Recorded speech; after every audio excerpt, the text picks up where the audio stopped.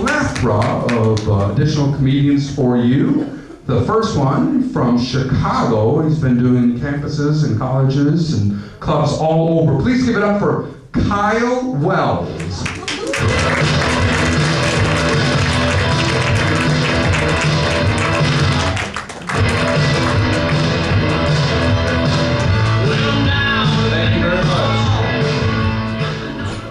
Thank you very much, Toledo.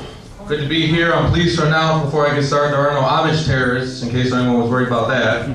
It's like, what would they do, hijack a buggy? I mean, you'll never see an attack by a suicide butter churner, so don't even worry about it. So does a candle go off in an Amish person's head when they have a good idea, you think? I'm not repeating it, pay attention. No time. Yeah, as the announcer said, I do shows all over the country. I recently did some shows in New York, which is always fun. I wanted to bring back a souvenir, but I didn't want to bring back like the same souvenirs everyone brings back, you know, like the I Heart New York t-shirt. I wanted to bring back something, you know, unique and different. So I brought back hepatitis and, In bed bugs. What? In bed bugs. No. No.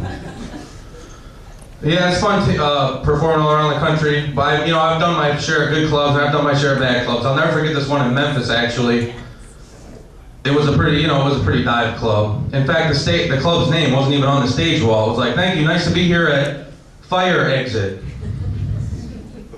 So I never went back there.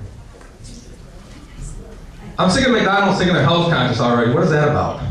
I mean, no one's really buying it. Who sits at home and goes, "Man, you know what would be great for my hypertension? A Big Mac." No one's buying it.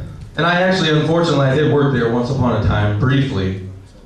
And if I had to compare it to anything, I would say a concentration camp. That's an equal comparison. I mean, I could almost hear Hitler, "Spaghetti McNuggets!" I'm telling you, they might as well just tattoo the barcode on my neck. That's how bad it was. But I'm sick of them thinking they're health conscious. It makes no sense. It makes about as much sense as having a Girl Scout meeting at R. Kelly's house. Or Kate Gosselin marketing her own birth control pills. I mean, I could just see that. Here, ladies, try these. They never work. Anyway, I hate scary movies. I hate scary movies. Not because I think they're scary, but I'm so sick of all these, like, really supposed to be bad movie killers walking around with an axe or a butcher knife. Sound like they got empathy. Like, is that supposed to be intimidating? I mean, the guy sounds like he's got coal miners while he's chasing teenagers through the woods. And you want to catch your victims faster? Here's a little advice. Physical fitness. Thank you. Oh, man. A friend of mine recently got an AIDS test. Said I should get one. Can you believe that? Who says that to their friend? I mean, how dare he be so presumptuous? And he knows I'm a bad test taker anyway. So. His little kids, they freak me out, I'll tell you that. They freak me out. I'll be over at his house. They can fall asleep sitting up. That's just freaky. I mean, we as adults almost have to prepare to go to sleep, you know what I mean? But they'll just be sitting there watching TV, head cocked sideways, one eye open, they look like little junkies, like. Scary. I went to his wedding, which was fun. I love weddings, but I only go for the bouquet toss.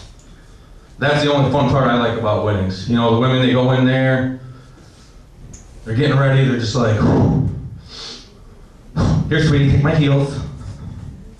Then they get in that attack stance, you know, like they're a prison gang getting ready to shank someone. It's going up, who's gonna get it? They're scrambling, and Stacy makes the one-handed grab. I'm telling you, that should be a professional sport, but if they wanted to make it like a professional sport, they'd have, one of the bridesmaids would have to get busted for lying to Congress about juicing, so. Trying to keep up with the times, I bought one of those ADHD TVs. Anybody get those? That was a joke. Well, I hope I die doing something fun though. So my obituary reads like, "Mr. Wells died on the world's tallest, fastest roller coaster. He was thrilled to death."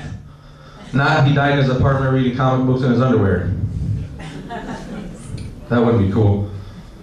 Sometimes I wonder what it would be like to be Russian. Like if I was Russian, but then I'm like, you know what, I'm glad I'm not, because there's really not a lot of job opportunities, I don't think. The way I see it, I either have to be a hockey player or a teenage prostitute, so I'll stay in America.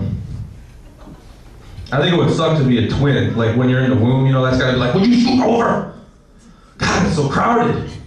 I feel like Anne Frank in here. It sucks. And the only reason I watch Price is Right is because I want to see someone spin that big ass wheel for it to come flying out in the audience and hit somebody. That's a favorite part of that show. Well, I'll tell you one more thing before I take off here, people. I've been doing stand-up 7 years when I started. Other comics I treat as a hobby because I don't have any hobbies. I used to. Well, I should say I call it a hobby. The police called it arson, but that's neither here nor there. And actually having no hobbies is why my ex dumped me, if you can believe that. But looking back, I figure she had to like guys with hobbies because her current boyfriend collects food stamps. And that's my time. Thank you very much.